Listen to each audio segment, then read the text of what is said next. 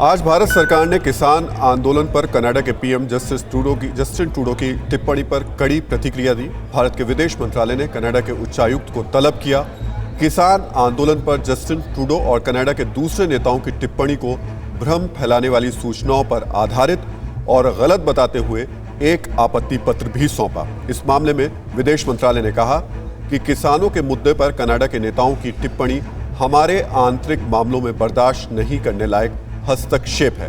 अगर ये जारी रहा तो इससे द्विपक्षीय संबंधों को गंभीर रूप से क्षति पहुंचेगी। किसानों के मुद्दे पर कनाडा के नेताओं की टिप्पणी की वजह से कनाडा में हमारे उच्चायुक्त के सामने भीड़ जमा होने को बढ़ावा मिला, जिससे सुरक्षा का मुद्दा खड़ा होता है। आपको बता दें कि कनाडा के पीएम जस्टिन ट्रूडो ने भारत में आंदोलन कर रहे किसानों का समर्थन करते हुए कहा था कि शांतिपूर्ण विरोध के अधिकारों की रक्षा के लिए कनाडा हमेशा साथ रहेगा। लेकिन भारत ने कनाडा को कड़ा मैसेज दे दिया है। किसान आंदोलन का मामला आज सुप्रीम कोर्ट भी पहुंच गया। शीर्ष अदालत को दी गई याचिका में किसानों को तुरंत हटाने की मांग की गई है। दलील दी गई कि किसानों के इतनी बड़ी संख्या में जमा होने से कोरोना के कम्युनिटी स्प्रेड का खतरा बढ़ गया है। याचिका में दिल्ली के सभी बॉर्डर को खोलने के लिए संबंधित अथॉरिटी को निर्देश देने की मांग भी की गई है। याचिका में यह भी कहा गया है कि किसान आंदोलन के चलते रास्ते बंद होने से इमरजेंसी और मेडिकल सर्विस भी प्रभावित हुई है। कल सुप्रीम कोर्ट में सुनवाई इस मामले पर हो सकती है। और अब बात हैदराबाद नगर निगम चुनाव के नतीजों की। आपने ऐसा बहुत कम देखा होगा कि किसी लोकल चुनाव के रिजल्ट का इतनी बेसब्री से इंतजार किया गया। आज सुबह से ही पूरा देश हैदराबाद की ओर देख रहा था।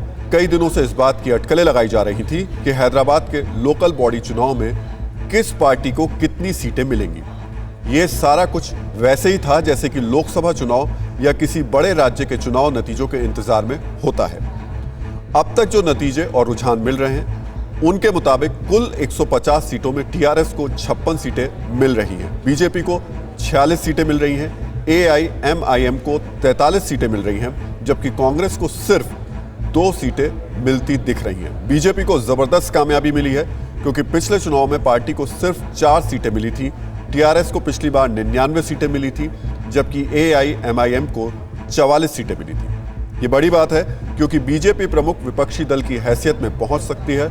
इन नतीजों के बीच एक वीडियो भी वायरल हो रहा है, आप भी देखिए। असदुद्दीन ओवैसी इस वीडियो में क्या संकेत दे रहे हैं।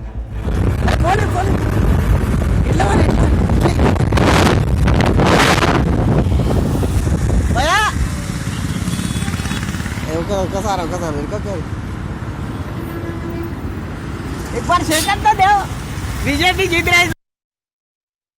एक बार सेकंड तो दो, बीजेपी जीत रही। हालांकि ये वीडियो वायरल है और ओवैसी ने इसके बाद क्या कहा क्या नहीं कहा ये कहा नहीं जा सकता।